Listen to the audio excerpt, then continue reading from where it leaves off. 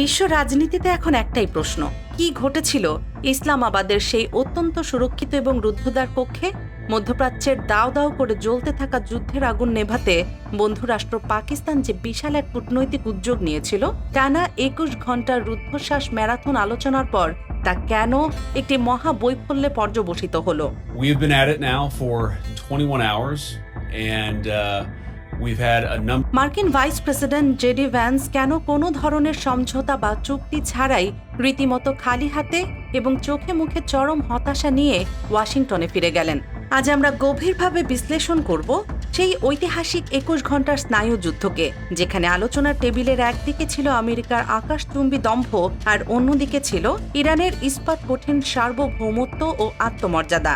এই রুদ্ধদ্বার আলোচনার টেবিলে ঠিক কি কি স্পর্শকাতর বিষয় নিয়ে লড়াই হয়েছিল এবং কেন ডোনাল্ড ট্রাম্পের পাঠানো অদক্ষ প্রতিনিধি দলটি ঝানু ইরানি কূটনীতিকদের সামনে খেই হারিয়ে ফেলল, তা বিস্তারিত জানতে আজকের ভিডিওটি একদম শেষ পর্যন্ত দেখুন।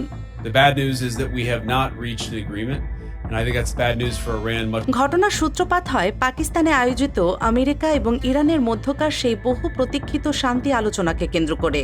পুরো বিশ্বের নজর ছিল ইসলামাবাদের দিকে। শান্তিকামী মানুষ আশা করেছিল হয়তো এবার মধ্যপ্রাচ্যের রক্তক্ষয়ী সংঘাত থামানোর কোনো একটি কার্যকর পথ বের হবে, কিন্তু ডোনাল্ড ট্রাম্প এই আলোচনার জন্য যে ধরনের প্রতিনিধি দল নির্বাচন করে পাঠিয়েছিলেন তা দেখে আন্তর্জাতিক কূটনীতিবিদরা শুরুতেই বিস্ময়ে বিমূঢ় হয়ে গিয়েছিলেন। ট্রাম্প কোনো পেশাদার বা ঝানু কূটনীতিককে এই গুরুত্বপূর্ণ মিশনে না পাঠিয়েছিলেন তার ব্যক্তিগত পরম ঘনিষ্ঠ উপদেষ্টা স্টিভ উইটকফকে, যিনি মূলত একজন আমেরিকান রিয়েল এস্টেট ডেভেলপার, আর তার সাথে ছায়ার মতো ছিলেন ট্রাম্পের নিজের জামাতা জ্যারেড কুশনার। তারা ইসলামাবাদে পা রেখেছিলেন এমন এক মানসিকতা নিয়ে যেন তারা কোনো যুদ্ধের একচ্ছত্র বিজয়ী পক্ষ এবং ইরান হচ্ছে সম্পূর্ণ পরাজিত এক শক্তি যারা তাদের সব শর্ত মেনে নিতে বাধ্য। তাদের আচরণ ছিল অনেকটা মধ্যযুগীয় জমিদারের মতো, যারা পরাজিত প্রজাদের জমি বা বিষয় সম্পত্তি ভাগাভাগি করতে এসেছে। কিন্তু আলোচনার টেবিলে বসার অল্প সময়ের মধ্যেই আমেরিকানরা হাড়ে হাড়ে বুঝতে পারেন যে ইরান কোনো রিয়েল স্টেট প্রজেক্ট নয়, যাকে চাইলেই ভয় দেখিয়ে টাকার টোপ দিয়ে বা ধমক দিয়ে কিনে নেওয়া সম্ভব। All the details because I don't want to negotiate in public after we negotiated for 21 hours in private. ইরানের পক্ষে এই কূটনৈতিক লড়াইয়ে লড়েছেন দেশটির একদল ঝানু দেশপ্রেমিক এবং দুধর্ষ ব্যক্তিত্ব। এই দলে ছিলেন ইরানের পার্লামেন্ট স্পিকার ও প্রাক্তন দুধর্ষ সামরিক কর্মকর্তা মোহাম্মদ বাঘের গালিবাখ, বর্তমান চৌকস পররাষ্ট্রমন্ত্রী আব্বাস আরাকচি এবং অত্যন্ত অভিজ্ঞ কূটনীতিক আলী বাঘেরি। এই শক্তিশালী দলটি টানা ২১ ঘন্টা ধরে মার্কিন প্রতিনিধিদের চোখের দিকে সরাসরি তাকিয়ে প্রতিটি পয়েন্টে লড়াই করেছে। যুক্তরাষ্ট্র মূলত এমন কিছু অতিরিক্ত সুবিধা বা দাবি আদায় করতে ইসলামাবাদে এসেছিল যা তারা গত কয়েক মাসের সংঘাত বা সরাসরি যুদ্ধক্ষেত্রে সামরিক শক্তি প্রয়োগ করেও অর্জন করতে পারেনি। তাদের দাবিগুলো ছিল যেমন হাস্যকর তেমনি আন্তর্জাতিক আইনের দৃষ্টিতে চরম অযৌক্তিক। ওয়াশিংটন চেয়েছিল ইরান যেন বিশ্বের সবচেয়ে গুরুত্বপূর্ণ এবং স্ট্র্যাটেজিক রুট হরমুজ প্রণালীর উপর থেকে তাদের চিরস্থায়ী নিয়ন্ত্রণ ছেড়ে দেয় এবং আমেরিকার আধিপত্যকে নিঃশর্তভাবে মেনে নেয়। শুধু তাই নয়, মার্কিন প্রতিনিধিরা দাবি করেছিলেন যে ইরানকে তাদের সমস্ত পারমাণবিক উপকরণ এবং সক্ষমতা সম্পূর্ণভাবে ধ্বংস করে ফেলতে হবে। মূলত আমেরিকা ভেবেছিল অর্থনৈতিক নিষেধাজ্ঞা আর যুদ্ধের হুমকির চাপে পড়ে ইরান তাদের এই নব্য সাম্রাজ্যবাদী আধিপত্য মেনে নিতে বাধ্য হবে। কিন্তু ইরানি আলোচকরা অত্যন্ত দৃঢ়তার সাথে স্পষ্ট জানিয়ে দিয়েছেন যে নিজেদের মাটি, নিজেদের সামরিক বাহিনী এবং নিজেদের ভবিষ্যৎ নিয়ে তারা কারো হুমকিদারি সহ্য করবে না। সার্বভৌমত্বের প্রশ্নে তারা এক চুলো ছাড় দিতে রাজি নয়। এই দীর্ঘ ২১ ঘন্টার রুদ্ধদ্বার বৈঠক চলাকালে মার্কিন প্রেসিডেন্ট ডোনাল্ড ট্রাম্প ওয়াশিংটন থেকে অন্তত ৬ বার তার প্রতিনিধিদের সাথে ফোনে সরাসরি কথা বলেছেন এবং নির্দেশনা দিয়েছেন। তিনি চেয়েছিলেন তার সেই চিরচেনা ব্যবসায়িক ডিল মেকিং স্টাইলে ইরানকে দ্রুত কাবু করে একটি চমকপ্রদ চুক্তি সই করিয়ে নিতে। কিন্তু তিনি ভুলে গিয়েছিলেন যে হাজার হাজার বছরের পুরনো সভ্যতার দেশ ইরান তার হাজার বছরের রাজনৈতিক ও সামরিক কৌশল নিয়ে টেবিলে বসেছে। বহুমেরুর এই নতুন বিশ্বে আমেরিকার একছত্র মাতব্বরি যে আর আগের মতো কাজ করবে না, ইরান তা বিশ্ববাসীর সামনে আরও একবার প্রমাণ করে দিল। ইরান শুধু আমেরিকার একতরফা দাবিগুলোকে প্রত্যাখ্যানই করেনি, বরং মধ্যপ্রাচ্যে দীর্ঘস্থায়ী শান্তির জন্য নিজস্ব একটি অত্যন্ত যৌক্তিক এবং ভারসাম্যপূর্ণ কাঠামোর প্রস্তাব তুলে ধরেছে। কিন্তু আমেরিকার সেই পুরনো ঔপনিবেশিক মানসিকতা, লোভ এবং একতরফা আধিপত্য বিস্তারের জেদ শেষ পর্যন্ত আলোচনার টেবিলে কোনো যৌক্তিক চুক্তিতে পৌঁছানোর ক্ষেত্রে সবচেয়ে বড় বাধা হয়ে দাঁড়ায়। টানা ২১ ঘণ্টার এই ম্যারাথন স্নায়ুযুদ্ধ ব্যর্থ হওয়ার পর ইরানের পররাষ্ট্র মন্ত্রণালয়ের পক্ষ থেকে একটি অত্যন্ত জোরালো এবং ঐতিহাসিক বিবৃতি দেওয়া হয়েছে। পররাষ্ট্রমন্ত্রী আব্বাস আরাকচির পক্ষ থেকে দেয়া সেই বিবৃতিতে বলা হয়েছে, ইরানের কাছে কূটনীতি কেবল টেবিলে বসে কথা বলা নয়, বরং এটি তাদের ভূমি ও সম্মান রক্ষার পবিত্র সংগ্রামেরই একটি ধারাবাহিকতা। তিনি অত্যন্ত কঠোর ভাষায় জোর দিয়ে বলেছেন যে কোনো ধরনের সামরিক আগ্রাসন বা অর্থনৈতিক ব্ল্যাকমেইলের মুখে ইরান তার জাতীয় ও সার্বভৌম অধিকারের বিষয়ে সামান্যতম আপোষ করবে না।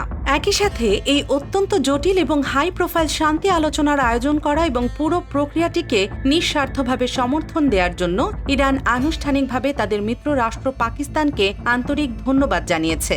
অন্যদিকে আলোচনা ব্যর্থ হওয়ার পর ইসলামাবাদ ত্যাগ করার ঠিক আগ মুহূর্তে মার্কিন ভাইস প্রেসিডেন্ট জেডি ভ্যান্সের চেহারায় ছিল চরম হতাশা আর কণ্ঠে ছিল প্রচ্ছন্ন হুমকি। তিনি সাংবাদিকদের সামনে অত্যন্ত দম্ভের সাথে দাবি করেন যে ওয়াশিংটন তাদের পক্ষ থেকে একটি সেরা এবং চূড়ান্ত প্রস্তাব ইরানের সামনে পেশ করেছে। We're not willing to accommodate them on.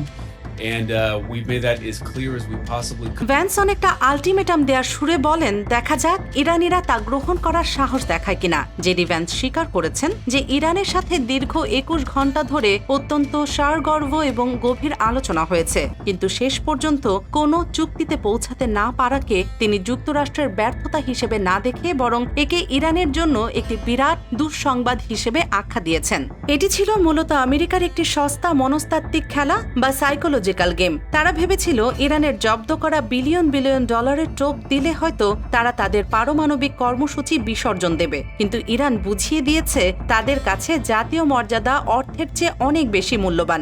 JD ভ্যান্সের কথায় আরও একটি বিষয় স্পষ্ট হয়েছে যে মূল বিরোধটি আবর্তিত হয়েছে পারমাণবিক সক্ষমতাকে ঘিরেই। যুক্তরাষ্ট্র চায় ইরান চিরতরে পারমাণবিক অস্ত্র তৈরির সক্ষমতা হারিয়ে ফেলুক, কিন্তু ইরানের যুক্তি হল শান্তিপূর্ণ কাজে পারমাণবিক শক্তি ব্যবহার করা তাদের আন্তর্জাতিক অধিকার। ভ্যান্স দাবি করেছেন যে ইরানের অনেক ইউরেনিয়াম সমৃদ্ধকরণ কেন্দ্র ইতিমধ্যে ধ্বংস করা হয়েছে, তাই এখন আলোচনার মূল বিষয় কেবল ইরানের রাজনৈতিক সদিচ্ছা। তবে তার এই দাবি নিয়ে যথেষ্ট সন্দেহ রয়েছে। আসলে ইরানের আত্মবিশ্বাসের জায়গা এখন আগের চেয়ে অনেক বেশি মজবুত। বিভিন্ন আন্তর্জাতিক সূত্র থেকে জানা যাচ্ছে যে রাশিয়ার পাশাপাশি চীনের কাছ থেকেও অত্যন্ত আধুনিক এবং শক্তিশালী আকাশ প্রতিরক্ষা ব্যবস্থা ও অত্যাধুনিক সমরাস্ত্র এখন ইরানি বাহিনীর হাতে পৌঁছাচ্ছে।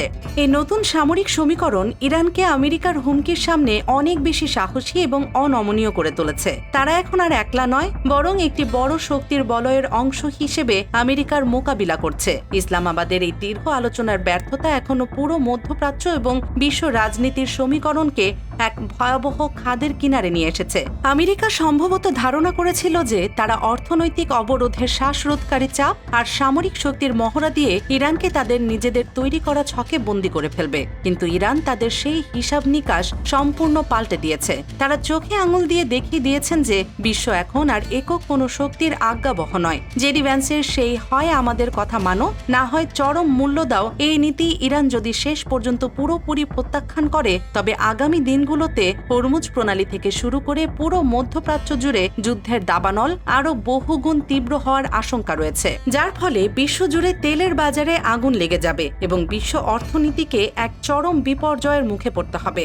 ডোনাল্ড ট্রাম্পের এই অপেশাদার এবং ব্যবসায়িক স্টাইলের কূটনীতি কি তবে বিশ্বকে এক অনিবার্য মহাযুদ্ধের দিকে ঠেলে দিচ্ছে? বর্তমানে এই উত্তাল ভূ রাজনৈতিক প্রেক্ষাপটে আমেরিকার এই চরম আধিপত্যবাদী আচরণ এবং ইরানের নিজেদের অধিকার রক্ষায় এই অনড় অবস্থানকে আপনি ঠিক কিভাবে দেখছেন? ট্রাম্পের এই রিয়েল এস্টেট কূটনীতি কি আসলে মধ্যপ্রাচ্যে শান্তি ফেরাতে পারবে নাকি অশান্তি আরও বাড়িয়ে দেবে? আপনার মূল্যবান এবং চিন্তাশীল মতামত অবশ্যই আমাদের নিচের কমেন্ট বক্সে লিখে জানান। আপনার প্রতিটি মন্তব্য আমাদের জন্য অত্যন্ত গুরুত্বপূর্ণ। ভিডিওটি তথ্যবহুল মনে হলে একটি লাইক দিন এবং সত্য ও সঠিক বিশ্লেষণ সবার কাছে পৌঁছে দিতে ভিডিওটি বন্ধুদের সাথে শেয়ার করুন। আর আন্তর্জাতিক রাজনীতির এমন গভীর ও নিরপেক্ষ বিশ্লেষণ এবং বিশ্ব পরিস্থিতির সর্বশেষ খবরের নিয়মিত আপডেট পেতে আমাদের চ্যানেল দেশ নিউজ 24 এখনই সাবস্ক্রাইব করুন এবং পাশের বেল আইকনটি বাজিয়ে রাখুন, যাতে কোনো গুরুত্বপূর্ণ আপডেট মিস না হয়। আমাদের সাথে থাকার জন্য এবং ভিডিওটি শেষ পর্যন্ত দেখার জন্য আপনাকে অসংখ্য ধন্যবাদ।